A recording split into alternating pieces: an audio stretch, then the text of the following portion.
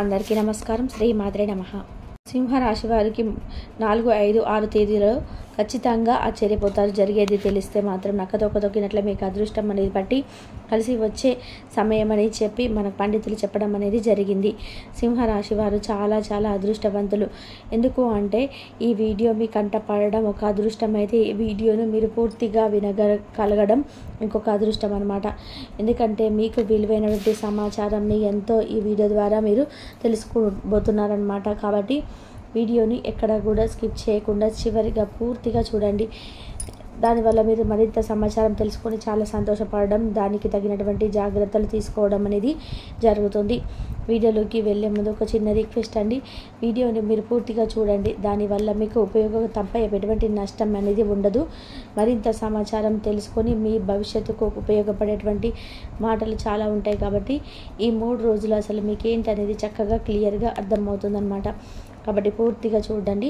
మన వీడియోకి ఒక లైక్ ఇచ్చి సపోర్ట్ చేయాలని మనస్ఫూర్తిగా కోరుకుంటున్నాను. ఈ సింహరాశి వారికి వచ్చేటప్పటికి రాశి చక్రంలో 5వ రాశి. ఈ రాశికి అధిపతి రవి. సింహరాశి వాళ్ళు నిజంగా చాలా అదృష్టవంతులండి. సింహము అంటే అడవికి రారాజు.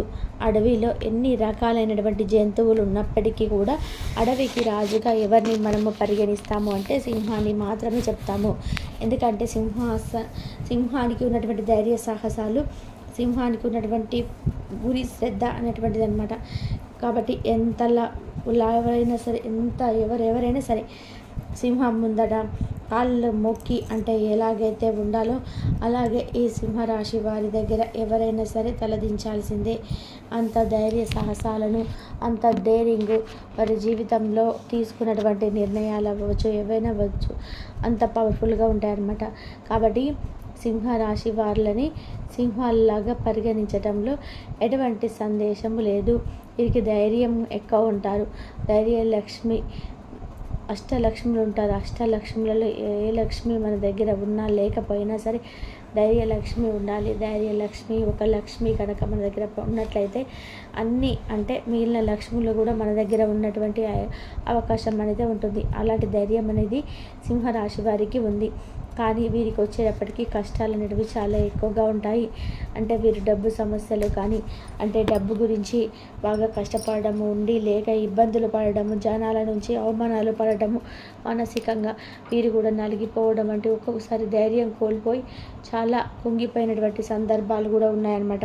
వీళ్ళు కూడా కింద పడి పైకి లేచినటువంటి వ్యక్తులుగా, కష్టజీవులుగా సింహరాశి వారు చెప్పుకోవచ్చు అనమాట.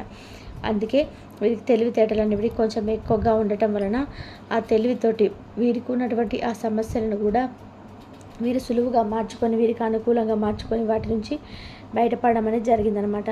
సింహరాశి వారికి ఏంటంటే 10వ స్థానం, 11వ స్థానం, 12వ స్థానంలో బృహస్పతి సంచారం అనేది చేస్తుంది. ఇది చాలా విశేషం అనమాట. ఇలా ఉండటం ఏంటి అంటే అదృష్టానికి సంకేతం. అంటే సంపూర్ణంగా అదృష్టం వీరికి పట్టింది అని చెప్పేసి మనం చెప్పుకోవచ్చు అనమాట. అలాగే కాస్త అష్టమ శని కూడా ఉంది. వీరికి ఏంటంటే 8, 7 రాశులలో రాహువు, 2, 1 రాశులలో కేతువు ఉన్నాడు. వీరు ఏంటి ఒక గురుబలంతో జీవితంలో వీరు ముందుకెళ్లాల్సినటువంటి పరిస్థితులు అనమాట. గురువు అంటే ఏంటి? మనకు దైవం అనమాట. గురువు లేనిదే ఈ రోజున మీరు లేరు, నేనైనా లేను. ఇవాళ రోజున మనం ఈ మాత్రం ఉన్నాము, ఇలాగైనా బ్రతకగలుగుతున్నాము అంటే దానికి ముఖ్యమైనటువంటి కారణం గురువు. గురువు తనకున్నటువంటి జ్ఞానాన్ని మనకు పంచడం ద్వారా దానివల్ల మనకు ఇవాళ రోజున మంచి నడవబోతున్నాం అనమాట. అంటే తల్లి, తండ్రి, గురువు, దైవం అంటారు. ఇలా వీరి నలుగురికి ఏంటంటే ఎంతమంది ఉన్నా కూడా ఒక ప్రత్యేకమైనటువంటి స్థానం అనేది ఉంటుంది. కాబట్టి అలాంటి గురుబలంతో మీరు మీ జీవితంలో మంచి సక్సెస్లోకి వెళ్ళొచ్చు అనమాట. దానివల్ల ఆ గురుబలం అనేది మీకు అనుకూలంగా ఉంటుంది. దాన్ని బట్టి మీకు చక్కగా అన్ని రకాల పనులన్నీ కూడా అవుతాయన్నమాట. గురువు ఇక్కడ ఎవరు అంటే దేవతలకే గురువు ఒకరున్నారండి. అది ఎవరో తెలిస్తే మీరు ఆశ్చర్యపోతారు. దేవతలకే గురువైనటువంటి బృహస్పతి మీకు సింహరాశి వారికి అనుకూలంగా ఉంది. కాబట్టి మీరు ఏ పనైనా సరే చేయాలి అనుకున్న పని చక్కగా చేయగలుగుతారు. ధైర్య సాహసాలతో, తెలివితేటలతో ఆ టయానికి శ్రద్ధ అనేది వస్తుందన్నమాట. కాబట్టి చక్కగా శ్రద్ధగా ఆ పనిని చేయగలుగుతారు. అలాగే మీకు ఏంటంటే ఆదాయ వ్యయాల సంఖ్య కూడా ఎక్కువగానే ఉందన్నమాట. అంటే ఆదాయం ఎంత ఉంటుందో ఖర్చు కూడా అంతే ఉంటుంది.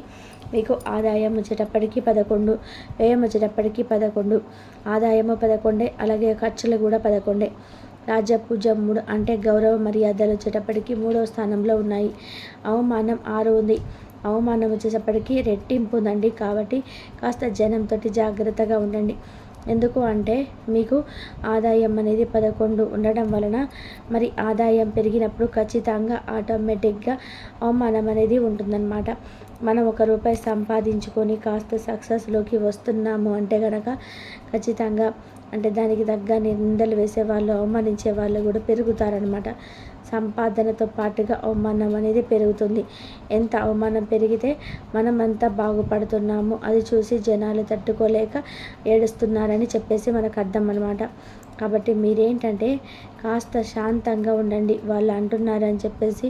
ఎందుకంటే ఎదుగుతుంటే జనం ఎవరు కూడా చూడలేరు కాబట్టి ఖచ్చితంగా ఏడుస్తారనమాట. కాబట్టి అలాంటివి మీరు పట్టించుకోకుండా ప్రశాంతంగా ముందుకు వెళ్ళిపోండి.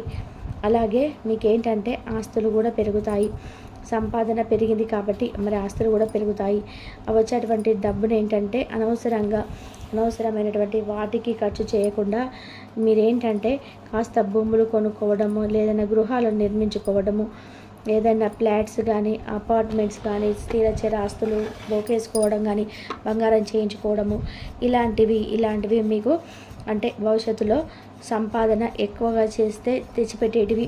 ఇంకా ₹1 ఏంటంటే ₹10 సంపాదించేలాగా మనం ప్లానింగ్ అనేది చేసుకోవాలి. అలా చేసుకుంటే ఏంటంటే భవిష్యత్తులో మన వెనక తరాల వారికి కూడా దిగులు లేకుండా ఉంటుంది. కాబట్టి ఆ రూపాయిని ఏంటంటే ఇలాంటి పనులకు ఉపయోగించండి. అంతేగాని అనవసర ఖర్చులు అనేటివి చేయవద్దు. అలాగే మీరు చేసేటువంటి నూతన ప్రయత్నాలు కూడా మీకు ఖచ్చితంగా విజయవంతం అవుతాయి. గౌరవం కూడా ఖచ్చితంగా పెరుగుతుంది. ఎందుకంటే సంపాదనతో అవమానం ఎలాగైతే ఉంటుందో గౌరవం కూడా ఆటోమేటిక్గా అంతే ఉంటుంది. మీకేంటంటే అక్టోబరు 18వ తారీఖు నుంచి డిసెంబర్ 6వ తారీఖు వరకు పనిలో మంచిగా ఏకాగ్రత ఉంటుంది. బాగా కలిసి వచ్చేటువంటి సమయం అని చెప్పుకోవచ్చు. ఇన్ని రకాలుగా ఉన్నా కూడా కాస్త అష్టమ శని ఉందని చెప్పి అనుకుంటాం కదా, దానివల్ల కొంచెం కాస్త మంచితనము, ఆ క్షణానికి ఒక ఆలోచన మారడం, అప్పుడప్పుడు మీరు మీ రాశిపరంగా ధైర్యంగా ఉన్నప్పటికీ కూడా ఒక్కొక్కసారి కృంగిపోవడము, ఇలాంటివి కొన్ని జరుగుతూ ఉంటాయి అన్నమాట. కాబట్టి మీరేంటంటే కాస్త ధ్యానం లాంటివి చేసుకోండి. ఒక 10 నిమిషాలు ప్రశాంతంగా కళ్ళు మూసుకొని శ్వాసను గమనించుకుంటూ మెడిటేషన్ అంటే ధ్యానం చేసుకోవడం వలన మీకు పూర్తిగా మనశ్శాంతి అనేది దక్కుతుంది. అలాగే మీరేంటంటే కుటుంబ సభ్యులతో కానీ, స్నేహితులతో కానీ, బంధుమిత్రులతో కూడా కాస్త జాగ్రత్తగా ఉండండి. ఎందుకంటే మీరు ఎక్కువగా జనాలకి టచింగ్ మాటలు అనేవి తగ్గించండి. ఎక్కువ మాట్లాడడం వల్ల మీకు అవమానం అనేది ఎక్కువగా ఉంది. కాబట్టి మీరు చాలా రకాలైనటువంటి సమస్యలు ఎదుర్కొనేటువంటి అవకాశం అనేది ఉంది. ఎవరికి ఉచిత సలహాలు ఇవ్వద్దు, ఎవరికి నీతులు చెప్పొద్దు, ఏమొద్దు. జనం పిచ్చోళ్ళు ఏం కాదండి. జనానికి అన్నీ తెలియదు అనుకుంటే అది మన పిచ్చోళ్ళం అవుతాం. కాబట్టి జనంతో కాస్త దూరంగానే ఉండండి. అవసరమైనంత వరకు చూసుకోండి. తర్వాత రాహువు కేతువుల యొక్క సలహారం అనేది కొంచెం తక్కువగా ఉంటుంది. దానివల్ల కొంచెం చిన్న సమస్యలు వచ్చేటువంటి అవకాశం అనేది ఉంది. మీకు అదృష్టం వచ్చేటప్పటికీ 30% ఉంది. ఏంటంటే మీరు కృషి అంటే మీరు చేసేటువంటి కష్టాన్ని బట్టి మీరు జీవితంలో ఒక మంచి ఎదుగుదల అనేది ఉంటుందన్నమాట. కష్టపడకుండా ఊరకే రాదు ఏది కూడా. ప్రతిదీ కూడా మీరు ఎంత కష్టపడితే అంత సంపాదించుకోగలుగుతారనమాట. మీ చేతుల్లోనే ఉంది. మీ భవిష్యత్తు ఏంటి అనేది మీ చేతుల్లోనే ఉంటుంది. ఈరోజు దీపం ఉన్నప్పుడు ఇల్లు చక్కబెట్టుకోవాలని, మీకు వయసు ఉన్నప్పుడే చక్కగా ₹1 వెనకేసుకోండి. అలా చేయటం వల్ల మీరు మీ కుటుంబ సభ్యులు అందరూ కూడా సంతోషంగా ఉండగలుగుతారు. అలాంటి సంపాదన అనేది మీ కష్టంలో ఉంది. కాబట్టి పనులు వాయిదా వేసుకోకుండా చక్కగా కష్టపడండి. వయసు ఉన్నప్పుడు కష్టపడి సంపాదించుకోండి. మీ కష్టానికి రెట్టింపు ఫలితం అనేది చూడగలుగుతారు. మీకు బాగా కలిసి వచ్చేటువంటి సమయం అన్నమాట. అన్ని రంగాల్లో బాగుంది. ఉద్యోగస్తులకు బాగుంది, వ్యాపారస్తులకు బాగుంది. చిన్న కూలి పని దగ్గర నుంచి పెద్ద బిజినెస్లు చేసే వాళ్ళ వరకు కూడా అందరికీ కూడా మీరు పడేటువంటి కష్టాన్ని బట్టి కష్టం మీరు పడండి, కలుసుబాటున దేవుడు ఇస్తాడు. ఎందుకంటే మీ మంచి మనస్తత్వానికి, మీ కష్టానికి ఆ దేవుడి యొక్క ఆశీర్వాదం అనేది మీకు ఎప్పుడు కూడా పుష్కలంగా ఉంటుంది. అలాగే పెట్టుబడులు పెట్టేటప్పుడు అంటే ఏదైనా వ్యాపార పరంగా కావచ్చు, దేనికైనా ఇంకో దానికి పెట్టుబడి పెట్టేటప్పుడు ఆలోచించి పెట్టండి. ఎందుకంటే ఒక్కొక్కసారి మన గ్రహాలు అనుకూలంగా ఉంటే మనకు లాభాలు వచ్చేటువంటి అవకాశం ఉంది, లేకపోతే మనం పెట్టింది కూడా నష్టపోయి ఇబ్బంది పడేటువంటి అవకాశం అనేది ఉంది. కాబట్టి కాస్త కుటుంబ సభ్యులతో అంతా మాట్లాడుకొని అలాగే నిర్ణయం తీసుకొని మీరు పెట్టుబడి పెట్టండి. లేకపోతే కుటుంబ సభ్యుల వల్ల తర్వాత మళ్ళీ మీరు గట్టిగా ఇబ్బంది పడేటువంటి అవకాశం అయితే ఉందన్నమాట. కాస్త ఈ చిన్న మెలకువలు చేసుకోండి. ఇంకా మీకేంటంటే గతంతో పోల్చుకున్నట్లయితే డబ్బు పరంగా చాలా వరకు కూడా కష్టాలు తప్పినవని చెప్పుకోవచ్చు. ఆర్థిక లాభాలు అనేటివి మీకు ఉన్నాయి. మీ అప్పుల సమస్యలని ఏమన్నా కానీ తీరిపోతాయి. ఆర్థికంగా డబ్బుకు సంబంధించినటువంటి మీకు బాగా కలిసి వచ్చేటువంటి సమయం అని చెప్పుకోవచ్చు. ఇది మొదటి శుభవార్త. అలాగే సంతానం అనేది మీకు అనుకూలంగా ఉంది. సంతానం అనుకూలంగా ఉండడం వలన చాలా వరకు మీరు అనుకున్నది వాళ్ళు చేయడము, మీ మాట వాళ్ళు వినడము ఇలాంటివి జరుగుతూ ఉంటాయి. సంతాన పరంగా కాస్త ఆరోగ్య సమస్యలు కొంచెం గతంలో ఎదుర్కొన్నారు, కానీ ఇప్పుడు కాస్త ఆరోగ్యం కూడా బాగుండి దానివల్ల మీరు సంతోషపడడం అనేది జరిగింది. ఇంకా విద్యార్థులకు ఎటువంటి అంటే ఎగ్జామ్స్లో మంచిగా మార్కులు వచ్చేటువంటి అవకాశం అనేది ఉంది. అది విని తల్లిదండ్రులు కూడా చాలా వరకు కూడా సంతోషపడతారనమాట. ఇంకా మీకేంటంటే కొన్ని ఫ్రెండ్స్ని వీళ్ళని నమ్మి ఇళ్ళల్లో ఉన్నటువంటి బలహీనతలు ఇవేమి చెప్పొద్దు. కొంతమంది ఏంటంటే కాస్త బాగా క్లోజ్గా ఉంటున్నారని చెప్పేసి భార్యాభర్తల మధ్య విషయాలు ఇలాంటివి అన్నీ చెప్పుకుంటూ ఉంటారు. ఈ సింహరాశిలో ఉన్నటువంటి ఆడవాళ్ళు అవ్వచ్చు, మగవాళ్ళు కూడా అవ్వచ్చు.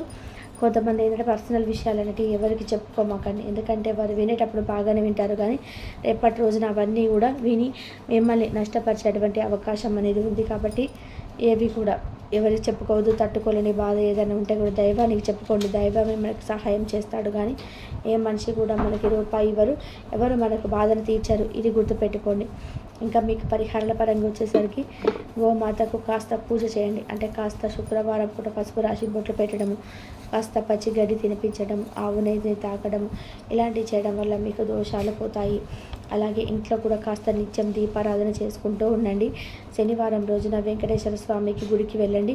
ప్రతి శనివారం కూడా అందులో వెళ్ళేటప్పుడు తులసి మాల తీసుకొని వెళ్ళి వెంకటేశ్వర స్వామికి సమర్పించండి. దానివల్ల మీకు ఉన్నటువంటి కష్టాలు పోతాయన్నమాట. తులసి మాలను వెంకటేశ్వర స్వామికి సమర్పించడం వలన మానసిక ప్రశాంతత తగ్గుతుంది. ఈ భయము, కంగారు ఇలాంటివన్నీ కూడా తగ్గుతాయన్నమాట. కాస్త ఇలాంటి చిన్న పరిహారాలు చేయండి. మీకేంటంటే కాస్త ఇవి రావి చెట్టు ఉంటుంది కదా మనకు ఊళ్ళలో, అలాంటి రావి చెట్టు దగ్గర కూడా మీరు నువ్వుల నూనెతో కానీ లేదా ఆవు నెయ్యితో కానీ దీపాన్ని వెలిగించండి. పసుపు నీటితో రావి చెట్టుకు నీటిని కూడా సమర్పించండి. ఈ పరిహారాలన్నిటివి మీ గ్రహాలలో ఉన్నటువంటి చిన్న దోషాలను తీసేయడానికి, అష్టపశమి ప్రభావం అని తగ్గించడానికి ఉపయోగపడతాయి అన్నమాట. కాస్త టెన్షన్ తగ్గించుకోండి. మీకు కొంచెం కంగారు అనేది ఎక్కువ, దానివల్ల మీకు హెల్త్ ప్రాబ్లమ్స్ అనేటివి ఎక్కువగా వస్తుంటాయి. ఎందుకంటే ఆరోగ్యమే మహాభాగ్యం, అది కూడా గుర్తుపెట్టుకోండి. అర్థమైంది కదండి. 3 రోజులు మీకు ఎలా ఉండి ఏంటనేది డబ్బు పరంగా దిగులు లేదు. మీరు అనుకున్న పనులు అనుకున్నట్టుగా జరుగుతాయి. ప్రేమికులకు బాగుంది. భార్యాభర్తలకు కూడా గొడవలు ఉన్నా కూడా సర్దుకు మనకి చక్కగా కలిసి ఉన్నటువంటి అవకాశం అయితే ప్రేమతో ఉంటుందన్నమాట. ఈ 3 రోజులైతే బ్రహ్మాండంగా ఉంది. దిగులు లేదు. కష్టాలు వచ్చినప్పటికీ పోతాయి. మీరు ఎక్కువగా టెన్షన్ తీసుకోవద్దు. అర్థమైంది కదా. మన వీడియో నచ్చితే చిన్న లైక్ ఇచ్చి సపోర్ట్ చేయండి. మీరు లైక్ చేయడం వలన వీడియో మరికొంతమందికి చేరడానికి అవకాశం అనేది ఉంటుంది. అలాగే మీకు తెలిసిన మిత్రులకు కూడా షేర్ చేయండి. మొట్టమొదటిసారిగా మన ఛానల్ చూస్తే సబ్స్క్రైబ్ చేసుకొని సపోర్ట్ చేయండి.